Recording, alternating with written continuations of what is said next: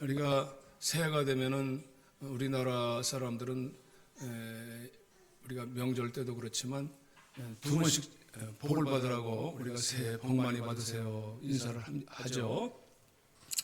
그래서 우리나라처럼 또 복 받기를 좋아하는 나라도 없는 것 같아요. 그래서 또 복도 하나님 많이 받으시기를 바랍니다. 우리가 바램과 또 우리의 소망과 소망은 바램하고 소망은 다른 것 같아요. 소망은 반드시 이루어지는 것이라면 바램은 그냥 우리가 기원하는 거고 하는 것이죠. 그래서 우리는 누구나 더 잘 되기를 원하고 있어요.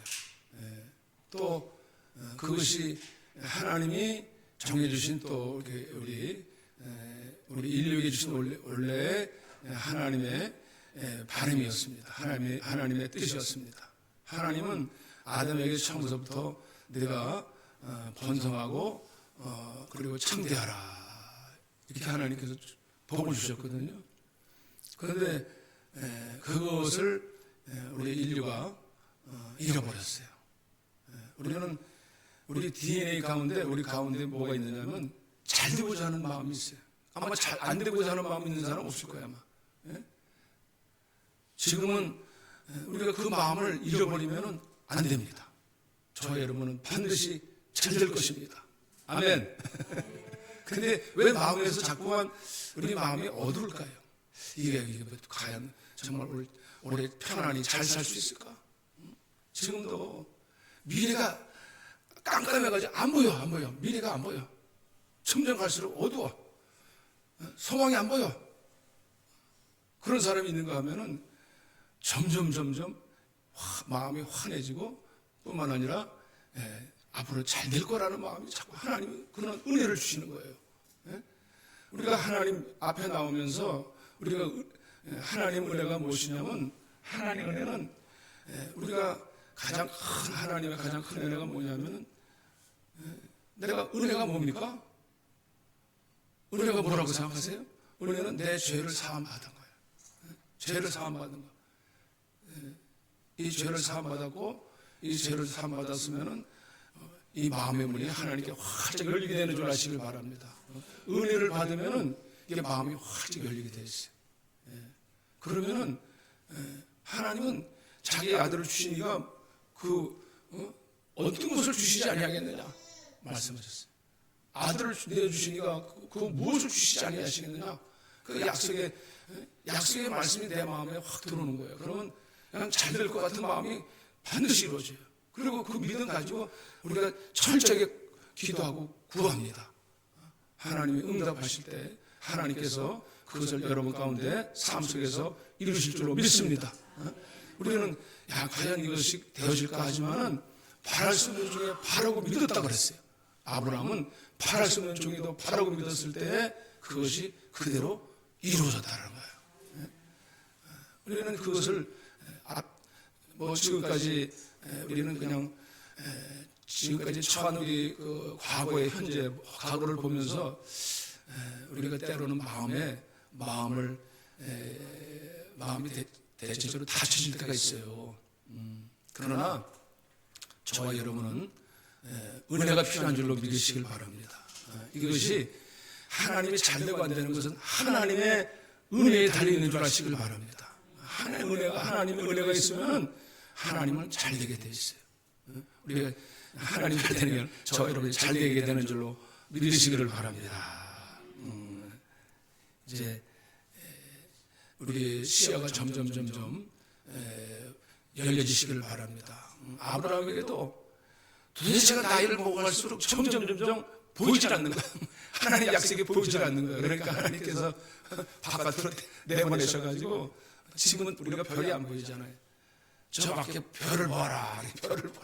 네 자손이 유화 같으리라. 하나님께서 자꾸 자기 현실과 처지를 보니까 이 앞날에 대해서 별로 비전이 안 보여요. 비전이 안 보였는데 어떻게 했어요? 하나님께서 마음에 나가서 별을 보아라. 별 비춰보니까 네 자손이 이와 같으리라. 할렐루야. 우리가 우리 현실 자꾸 초조한 현실을 보면은 아이고 이 나이에 무슨 하고 자꾸 감기는 아프고 근데 뭐가 이루어지겠나 하지만은 아니에요. 하나님은 이루리라. 아멘. 성경에 보면 이룬다는 말씀이 많이 나와 있어요. 하나님이 이루신다라는 거예요. 오늘도 보면은 예수님께서 이제 어린 시절을 예수님이 출생과 예수님이 그 성장기는 바로 요 누가복음에 요 한 구절 나와 있어요.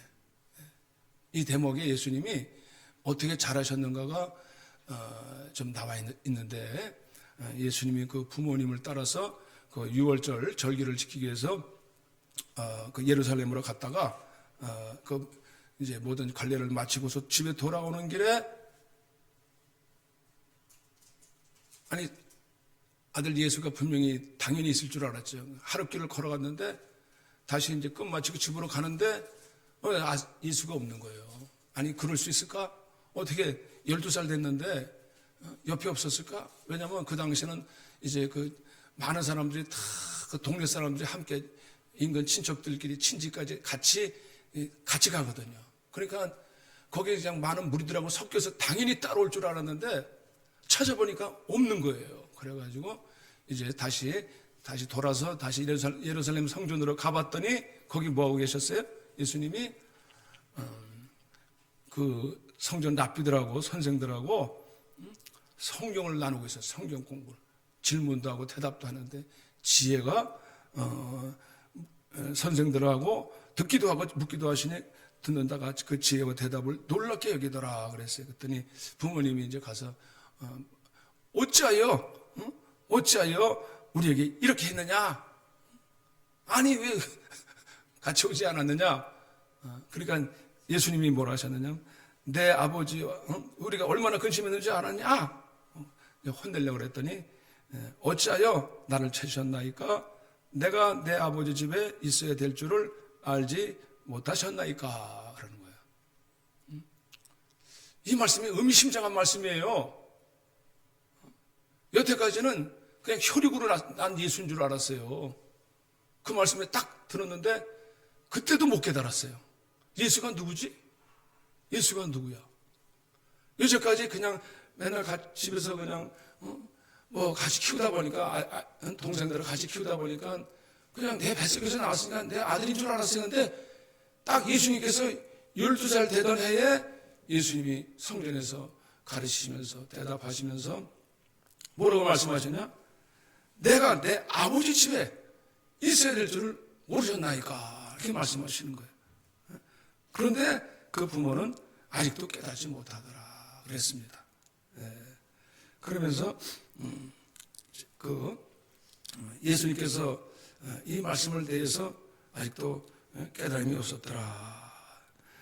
그러면서 여기서는 누가복음에서는 예수님의 그 출생과 성장에 대해서 뭐라고 말씀하고 있느냐면은 40절에 아기가 자라며 강하여지고 지혜가 충만하며 하나님의 은혜가 그의 위에 있더라. 할렐루야. 52절에도 41절과 52절에 자라간다는 뜻을 분명히 말씀하세요. 점점 자라갈 때 뭐가 있었냐? 은혜가 그에 있더라. 은혜가 있더라네. 은혜가 있더라. 그리고 52절에도 예수는 지혜와 키가 자라가며 점점 사람이 자라가면서 무엇이 자라가면 예수님이 참으로 사랑스러워지는 거예요. 사랑스러울 수가 없어요. 뭐 그런 말이 있잖아요. 저도 이제 뭐 예전에 손자 손녀를 둔 할아버지들이 그냥 손자 손녀 보면은 그냥 막 기주고 어쩔 줄 모른다는데 진짜 귀여운 것 같아. 진짜 귀엽더라고. 저도 이제 우리 딸 자식 키워봤는데 그때 뭐 그런 말이에요. 더 귀여운 것 같아. 더 귀여워. 더 귀여워. 하여튼 여러분도 다 경험해 보셨겠지. 여기 그런데 귀엽더라고. 귀여워. 근데 귀엽기만 하겠어요. 사랑스럽겠지. 사랑스러워.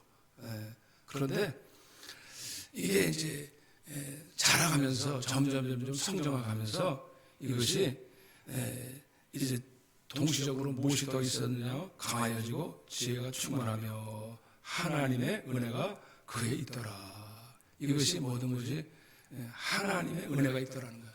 예수님은 지혜도 있으시고 또 사랑이 충만하셨지만은 오늘 우리 한번 요한복음 1장 14절에 뭐라고 말씀하시냐면 말씀이 요한복음 1장 14절 한번 쳐보세요. 말씀이 육신이 되어 우리 가운데 거하심에 우리가 그의 영광을 보니 아버지의 독생자의 영광이요 은혜와 진리가 충만하더라.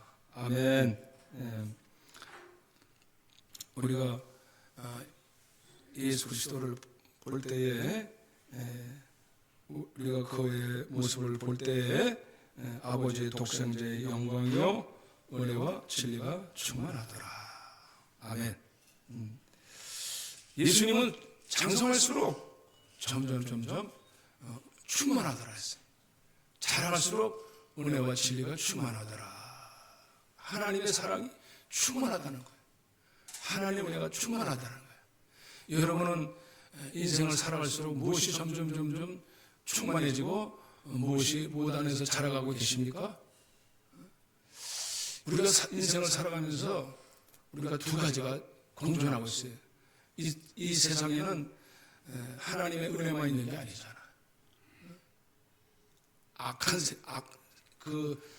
어둠이 있고 악이 있다는 것이, 죄가 있다는 것, 죄.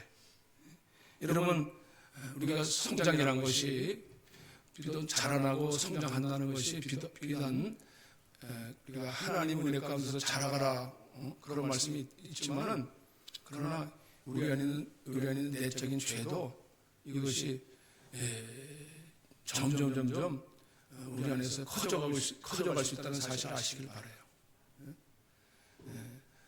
저 여러분도 제가 하나님의 은혜를 깨달을 때는 보면은 제 안에서 막 이렇게 소용돌이 칠 때가 있어요. 세상적인 욕심, 욕망 이런 것들이 팍 끌어오를 때가 있어요. 여러분 없어요? 우리 안에 죄라는 것은 죄가 가만히 그냥 숨만 쉬고 있으면 괜찮은데 이 죄도요 제가 자라난다니까 제가 가만히 있질 않아요. 우리 안에 있는 죄는요 욕망이라는 욕심이 잉태하여 죄를 하고 제가 장성하여 사망을 나느니라. 이 욕망이라는 것이 그냥 갑자기 우리가 보게 되잖아. 뭘 보게 되고 먹고 싶으면 욕망이 꿈틀이잖아. 그죠? 이게 그냥 살아서 그냥 팍 자라난다니까. 그래가지고 팍 세상 물결이 그냥 쫙 세상에 막 내 죄악의 홍수가 시편 90편에 보면 그런 말이 있어요. 죄악이 마치 홍수처럼 내게 떠밀려오나이다. 그런 말씀이 있어요. 내가 막 그물살처럼 이 죄악의 홍수가 나를 막 떠밀려가면 안 되니까 때로는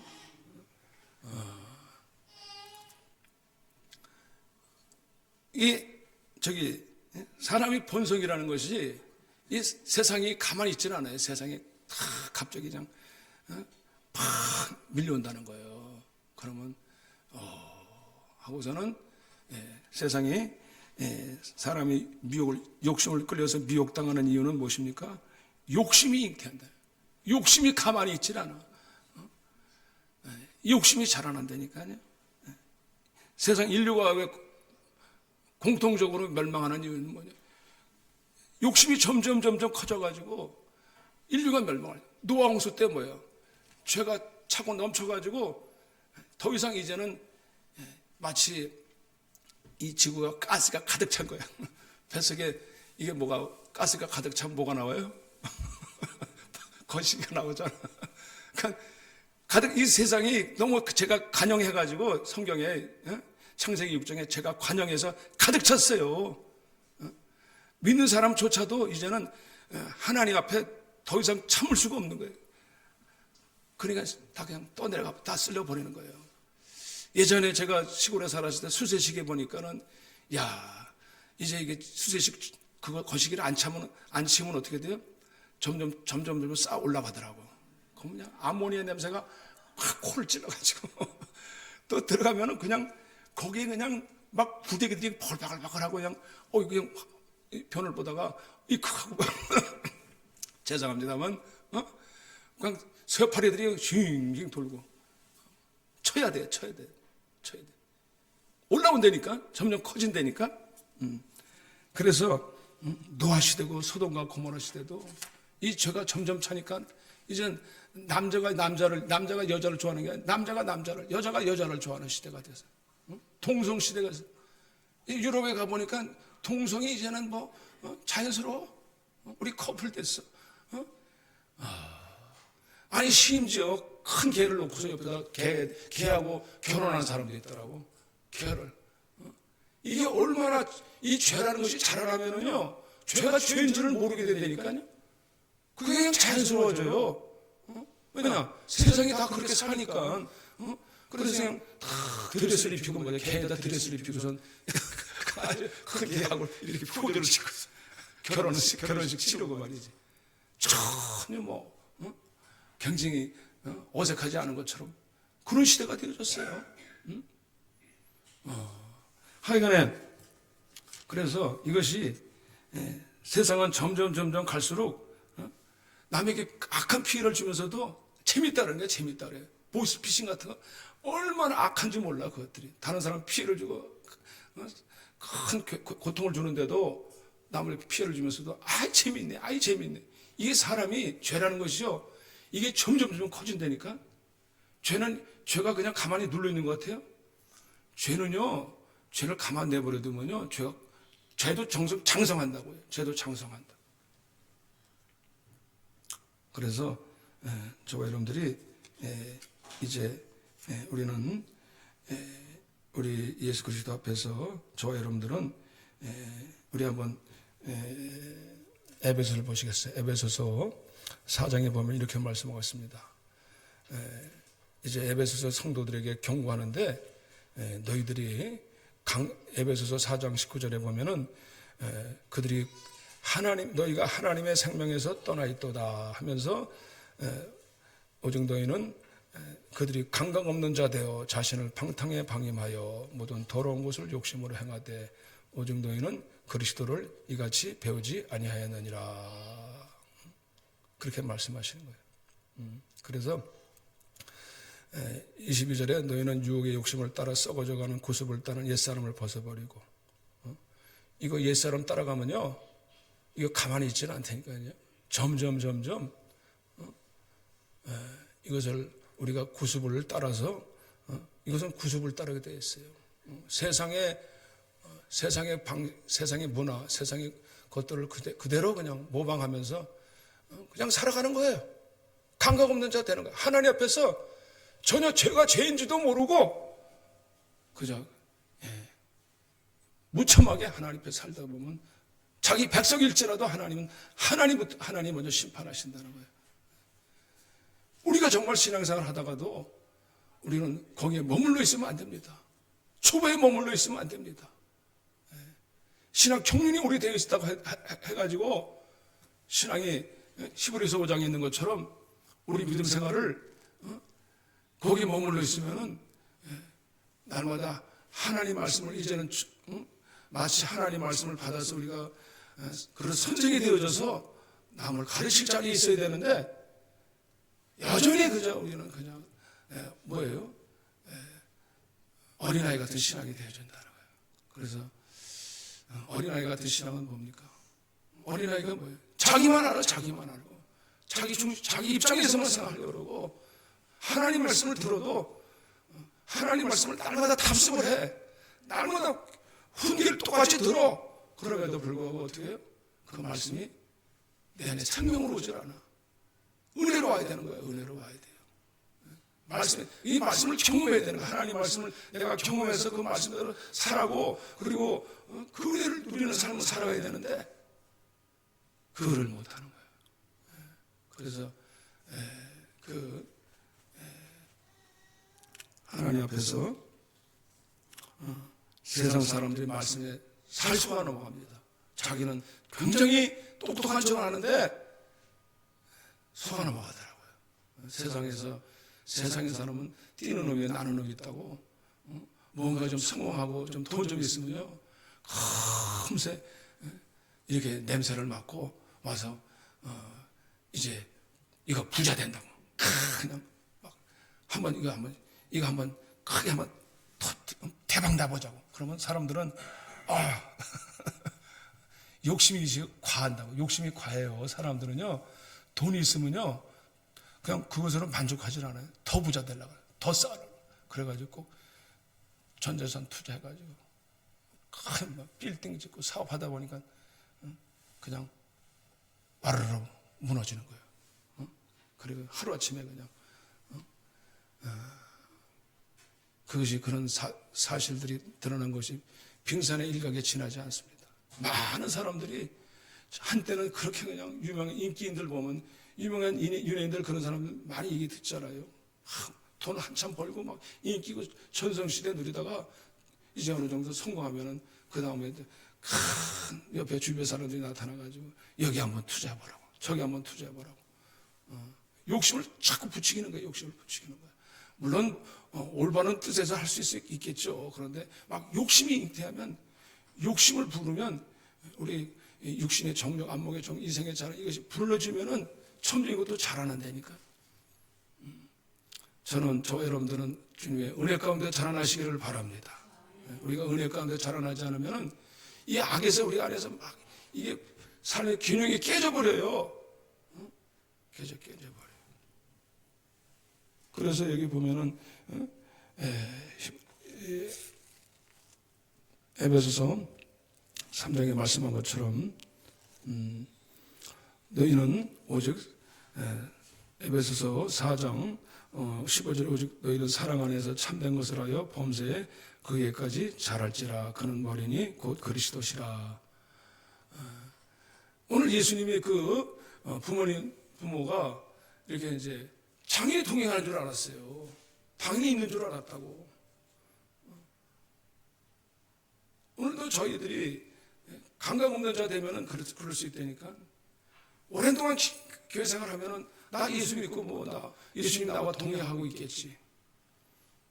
그런 착각 속에 빠지고 있어요. 많은 사람들이.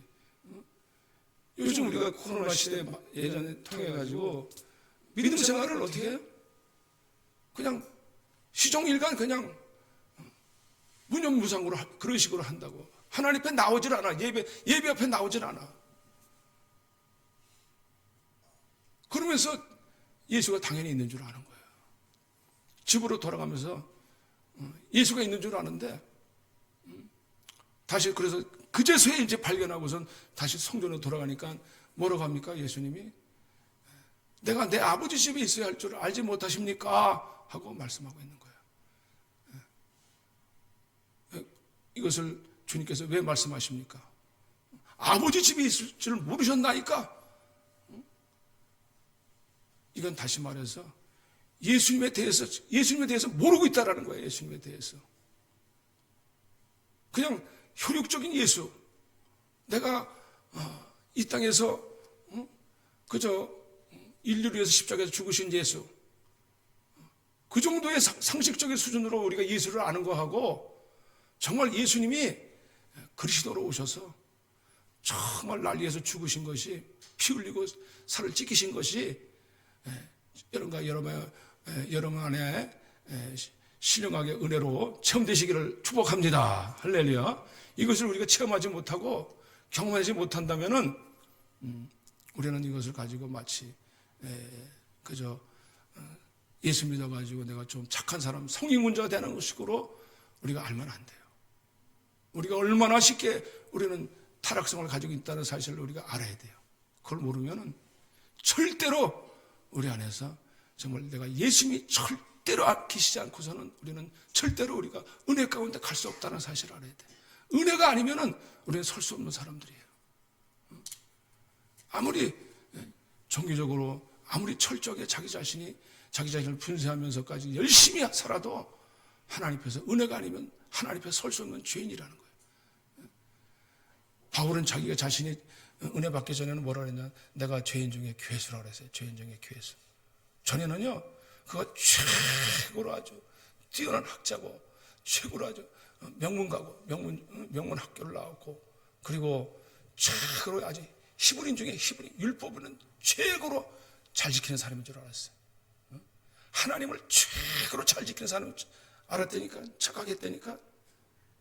그런데 예수를 딱 직접 지어보니까 자기가 얼마나 육체 가운데 있어서 자기가 자기 자신의 모습을 보게 되는 거예요.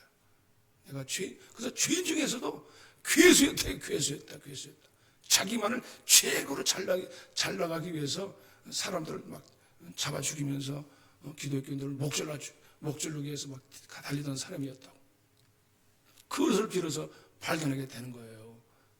이걸 발견하게 되니까 정말 하나님 은혜가 아니면 저는 설 수 없습니다. 나 같은 죄인 살리신. 전에 제가 정확히 모르면 김대두라는 사람이 있었어요. 도끼로 한 가족을 갖다가 자는 사람 집에 침입해가지고 그냥 도끼로 다 죽여버렸다고. 얼마나 악한 사람이에요. 이 독종이라고 하죠. 얼마나 사람이 악해졌으면은, 흉악범이라면은 어떻게 사람으로 어떻게 들어가서 무슨 원한 관계가 있는지 전 자세히 모르겠는데 뉴스로 들었죠.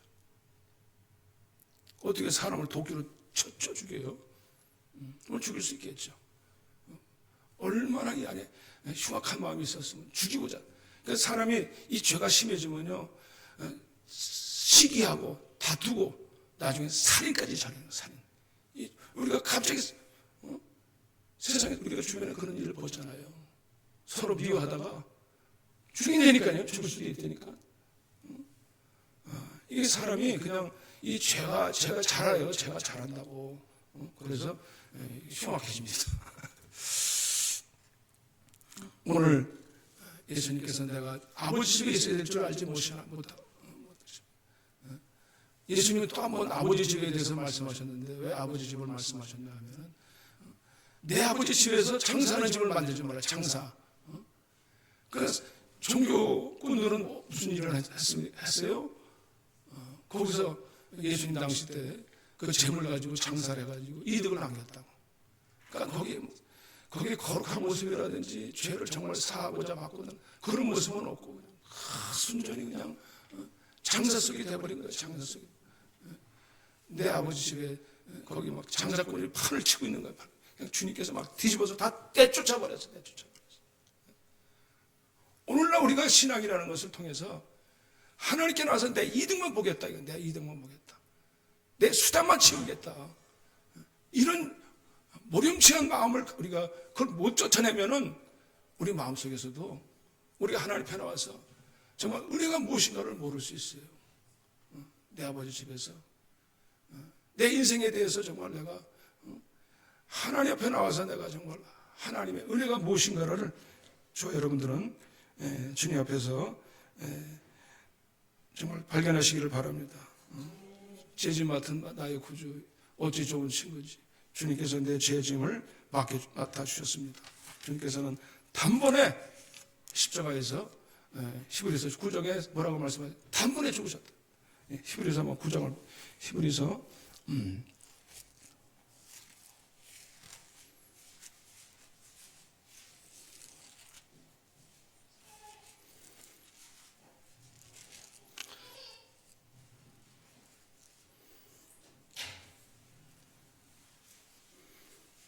참 단번이란 말이 참으로 중요한 것 같아요. 히브리서 9장에 보면은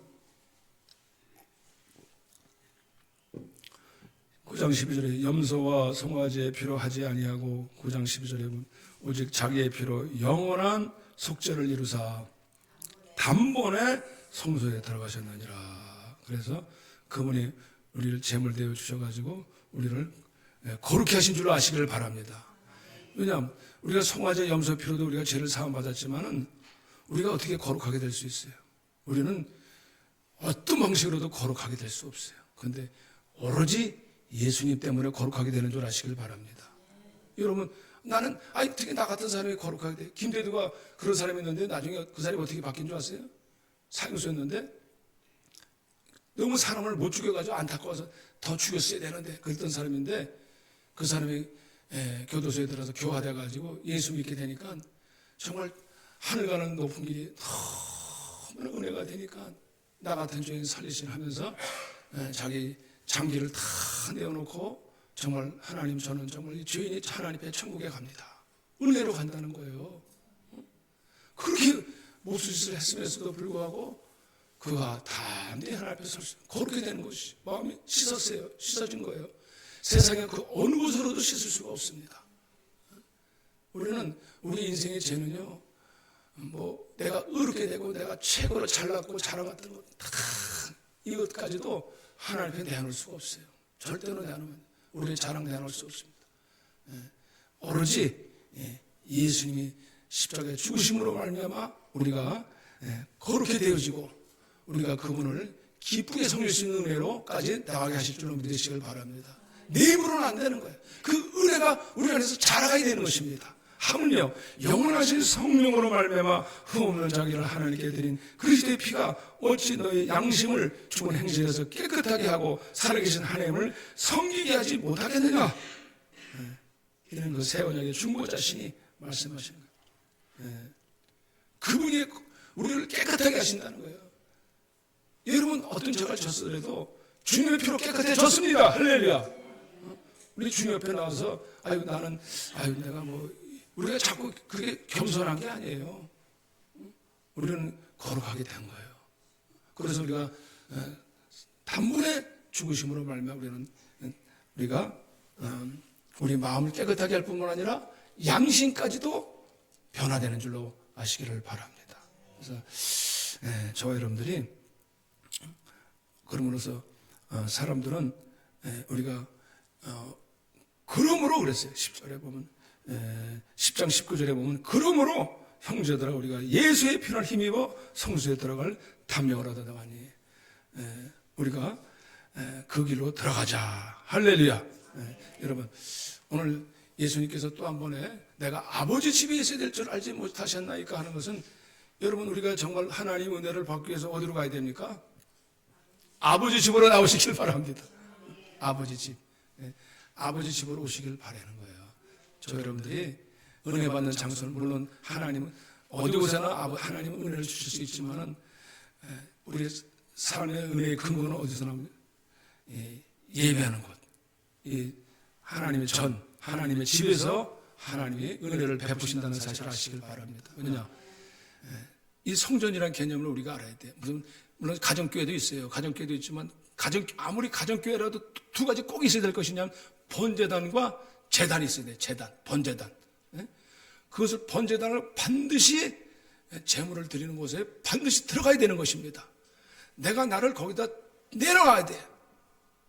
구약에는 내 송아지와 내 양과 염소를 내어놨지만은 지금은 누굴 내놔야 돼요? 나를 내어드리시기를 바랍니다. 은혜라는 것은 나를 내어놓을 수 있는 자리로 나오게 하시는 거예요. 주님, 내 시간, 내 재물, 내 마음 생각까지도 다 주님 앞에 주님 당신 것입니다 하고 이것이 고백되어질 수 있는 축복이 되시기를 바랍니다. 그럴 때 이 번제단을 통과해야 돼요. 번제단을. 사람들은 번제단을 통과해 성소로 들어가는 거예요. 그러면 하나님께서 하늘문을 활짝 여십니다. 할렐루야. 번제단을 들어가지 않고 사람들은 그냥 은혜를 받으려고 그래요. 번제단이 있어야 된다니까. 오랜 동안 신앙생활을 했는데도 불구하고 이 번제단은 들어가질 않아. 하나님의 집에는 번제단이 있어요. 세상에서는 우리가 소위 말해서 복제 받아서 우리가 좀 잘 되려고 요즘 예수 믿는 사람, 교회 다니는 사람들도 이게 무당 앞에 가면 부채도사가 있어가지고 들어가지고 어떻게 하면 복을 많이 받을 거 단번에 그냥 대박 나게끔 얘기해 주잖아요.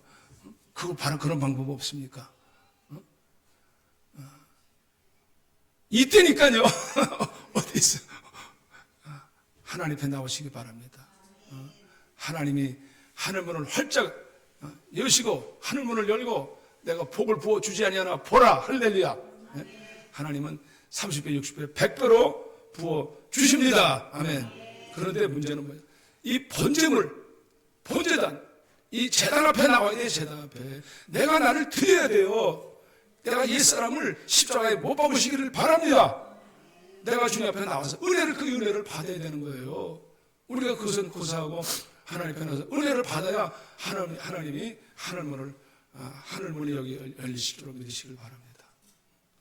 여러분, 사렙과 가보가 말이죠. 정말 먹을 것이 없어가지고 기근시에 살을 나머지 이제 마지막 때 이제 하나님 앞에 나와서 죽자 하고서는 이제 먹을 것이 없어가지고 마지막 칡불 꺼내가면서 이제 나뭇가지 주워가지고 이제 쌀 한 컵 남고 기름 하나 남았어. 근데 엘리야 선지자가 나타나가지고 나로 해서 그거 먹게 하라. 이 양반이 미쳤나 지금. 어떻게 그걸 먹게 해?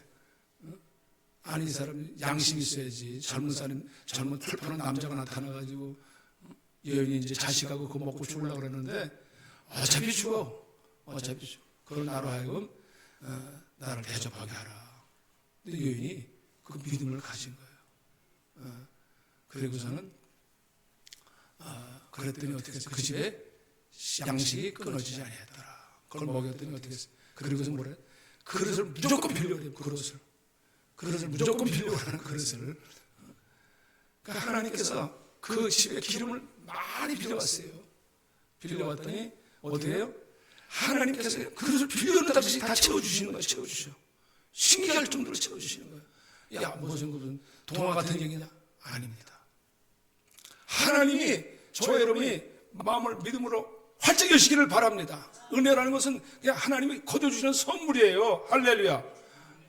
하나님께서 주신다는 거예요. 하나님께서 성경이 있잖아요. 30배, 60배, 100배라는 것이 하늘에서 주신다는 거야.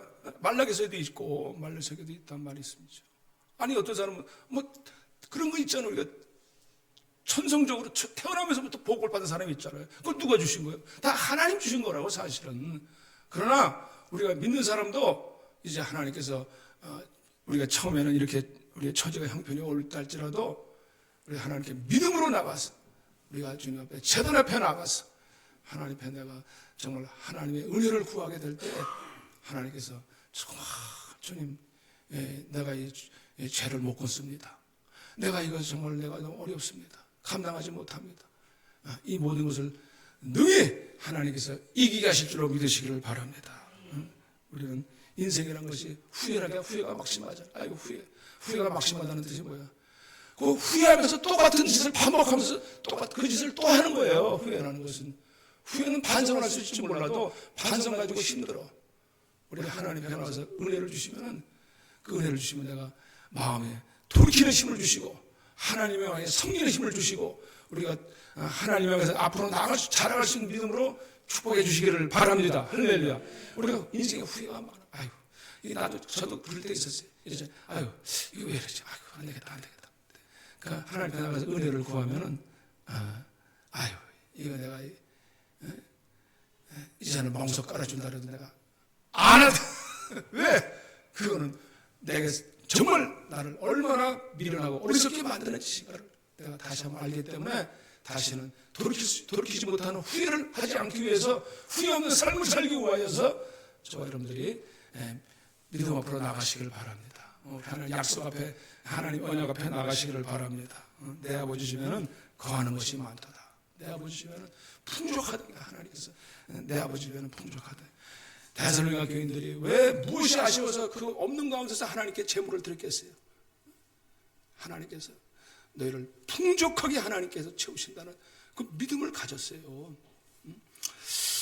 저와 여러분들이 오늘 다시 한번 우리는 예수 그리스도로 죄 씻음 받고 사함 받아서 저와 여러분들이 거룩하게 되었습니다. 할렐루야. 주님 앞에 나면 우리를 깨끗하게 씻겨주세요. 이것은 우리를 그냥 어떤 교리적인 것이 아니라 하나님께서 우리를 진리를 우리가 붙들고 풍성하게 저와 여러분들을 세우시기를 바랍니다. 아멘. 기도하시겠습니다.